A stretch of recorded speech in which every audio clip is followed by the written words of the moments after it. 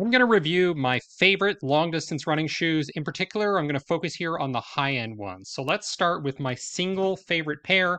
I run around 5-10 kilometers, give or take a few kilometers on one end or the other. And these are my favorite pair. They are the new Balance Fuel Cell. Now, very important to note here that there are fuel cells that are designed for race day, and then there are ones designed for training. These training ones are my absolute favorite shoe. They have an excellent bounce to them with the carbon plate in the bottom. I've been running in them for quite a time now, and still they're bouncy. One of the things that I most love about this, unlike a lot of running shoes, is they're not painful in this lacing area. With other shoes, if you don't tie them perfectly and make sure that it's tight all the way around, you're going to get some pain right here. Never happens with the New Balance Fuel Cell. Now, personally, I'm not a big fan of the New Balance branding, that sort of look, but who cares? They're super comfortable all the time. They have a nice characteristic bounce to them, and they're just a joy to run in to this day. Now, my second favorite pair are the Nimbus. Again, I'm not a huge fan of the design and the branding, but one of the reasons I got the neon green version is because you can barely see that Asics logo, which I don't particularly like. Now, what I really like about these running shoes is just how cushiony they are. They're absolutely awesome for long distance runs, but one of the drawbacks of these shoes, other than the price, and they're all the ones I buy are fairly expensive, is the lacing area is a bit painful.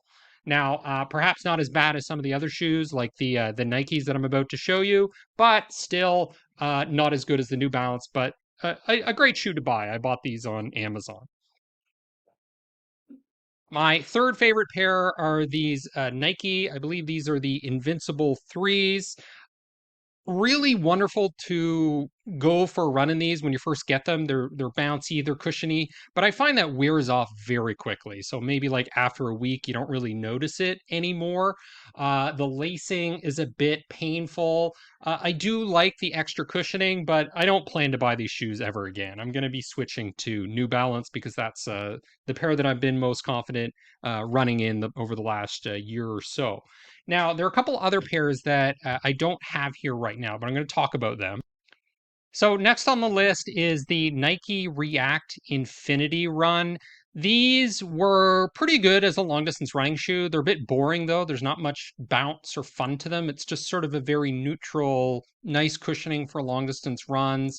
Again, they didn't perfect the lacing system the way that New Balance did.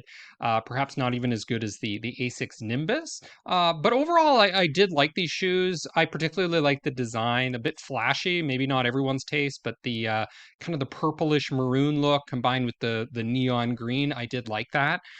Next on the list is perhaps the most popular running shoe, the Pegasus. Pegasus was okay.